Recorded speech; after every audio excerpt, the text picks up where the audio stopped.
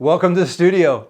Man, this is so exciting. I finally get to unveil this piece. It's the most detail that I've ever done on a piece, and it's one of the most exciting that I've ever done. I mean, my heart and soul was in every aspect of this. Dream come true to be able to create Walt as a boy in his backyard, recreating Disneyland from scratch with all of his stuff in his garage, inside the house, grabbing stuff out of the kitchen, you name it. So let's give you a little bit of a tour as to what's inside this piece called A Boy and His Dream. So I first had the idea of thinking, hey, you know what? I want to have a train involved. I've got model trains in my backyard. I wanted to have something where it was a common thread throughout the piece. And you know, for me, the train is my favorite attraction at the park next to Big Thunder Mountain. But what makes it so special is that the train encompasses everything at the park, and I really wanted to have that a part of it. One of my other favorite paintings is Walt and Train, where Walt Disney is actually leaning out of the train, and it's probably one of my favorite portraits I've ever done in my career. So I wanted to start with the train here, and I actually feel like Walt with his little pointer. So started with the train, he's riding it. I wanted to have him in his overalls and just that young, vibrant, age of just wonder and playfulness and no risk and dreaming. And so have the little red handkerchief and scarf that he's wearing and his engineer hat. And then he's got the lantern in his hand. But then the plush of the Mickey plush here, riding with him in the background is his buddy. And then his actual dog. And I looked for reference of his actual dog. You've got his journal, his pencil, and then the caboose here with the hidden Mickey that's on the caboose. But let's give a little bit of a tour around. I've got Dixie cups with army men that are in it. I've got the mules here that are going into this ride. I've got the actual monorail with blocks that are from his toy set. I've got a sand castle for the actual castle. And then this little character here of a little person being Walt walking through the castle where he's looking at his future. It says, "Welcome to Disneyland," in his own writing. I've got the tiki room through the bird cage. And a couple little palms that are sticking out of it, some branches of some plants.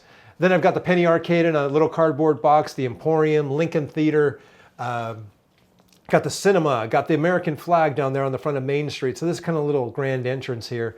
The Golden Horseshoe, and then we've got the kind of like the animal crackers, some crackers and snack box here for the carousel. Got the garden gnome. This is one of my favorites, the garden gnome, to represent the 7 dwarfs. And then this shovel and this pile of dirt with flour on the top of it for the Matterhorn. In addition to that, we've got the soda bottle with the cork, and we've got a bunch of rockets that are going around it for the rockets. One of my favorite parts is the Jungle Cruise in the backside of water with the garden hose here and the little elephant. A couple paper rolls from toilet paper rolls that make up a couple blocks and makes up the Mark Twain with a little blender beater wire on the back end of it, which is really cool. Mr. Toad himself, a little toad sitting inside of a car to represent Mr. Toad. Then we go into Tom Sawyer's Island with a bunch of Tinker Toy style wood. In addition to that, the shooting exposition, the shooting gallery, one of my favorites as a kid, still is one of my favorites, and I know little Noah loves doing that as well. The pirate ship here, I don't know if you guys remember, but back when you were a kid, you could take the little clay, put it inside of a little walnut, and make a little sail and put it in the gutter during the rainy season. But this was the idea here, just this real playful, whimsical pirate ship, the cannon, and then also the whole idea of Alice in Wonderland. What if we could do some teacups here with a little caterpillar actually sitting inside of it? Then we got a small world, which is a bunch of blocks and little kids that are paper dolls that are sitting outside of it. And that's what I had to do, was a challenge of putting, what's paper dolls, what's actually to scale, to him, to the train, to the dog, to the trees. Everything had to be proportionate.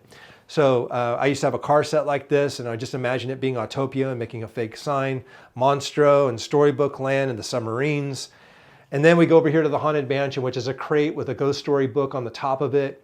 And you got the tombstones out here with some rocks and some pieces of wood. Just wanted that eerie kind of really cool look with the fog and the tippy toe fog. Another hidden Mickey in the smoke, another hidden Mickey in the smoke back here. You've got the tree house, which is really cool. The nod to Club 33 on the tree there. And as you can see, it's just detail after detail after detail, and it's just discovery all throughout it.